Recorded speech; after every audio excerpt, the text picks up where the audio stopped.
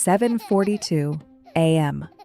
You need to leave in 18 minutes, and your toddler is running down the hallway wearing one sock, screaming no at every single piece of clothing you hold up. Here's the truth. They're not trying to ruin your morning. Mornings hit a toddler's brain in 3 weak spots at once, and there's a script that works.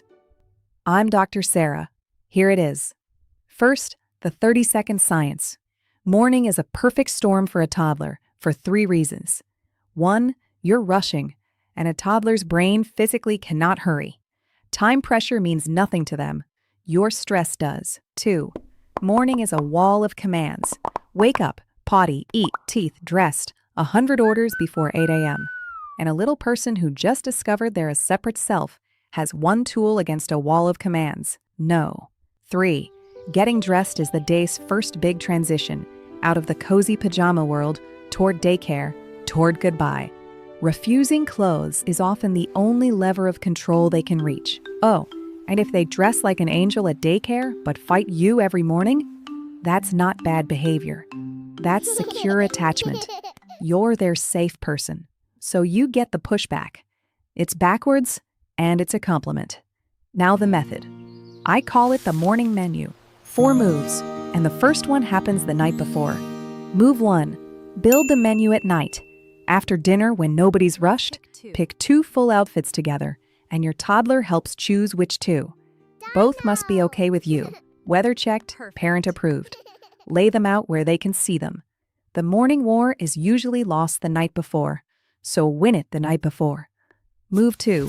In the morning, offer the menu, never the closet. Not get dressed. That invites a no. Not what do you want to wear. That's an ocean, and toddlers drown in open choices. Just this: dinosaur shirt or stripes. 2 options, both yours. The choice, all theirs. Move 3. Make it a race. Against the song, not against you.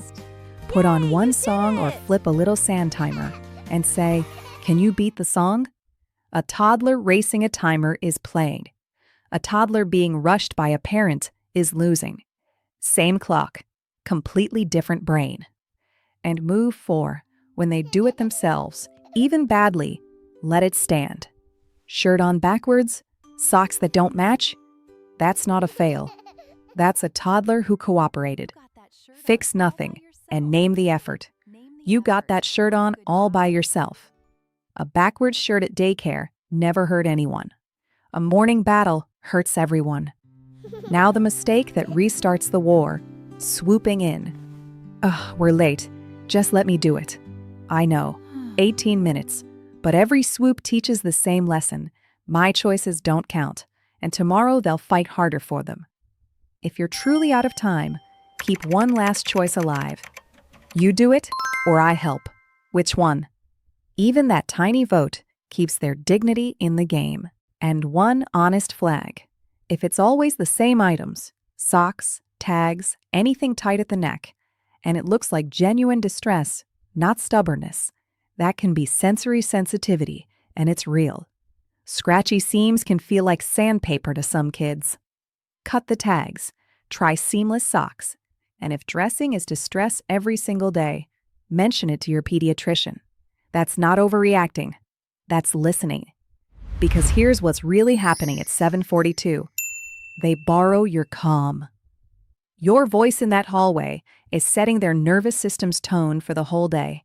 And honestly, yours too. A calm menu beats a rushed command every single morning. So tonight, build the menu. Tomorrow, 2 choices, 1 song, and let the backward shirt ride. The battle was never about the pants. It's about I get a say too. Give them the small say and take back your morning. Subscribe for more 5-minute tools. Next, what to do when your toddler refuses to leave the playground without the scream carried to the car. I'm Dr. Sarah.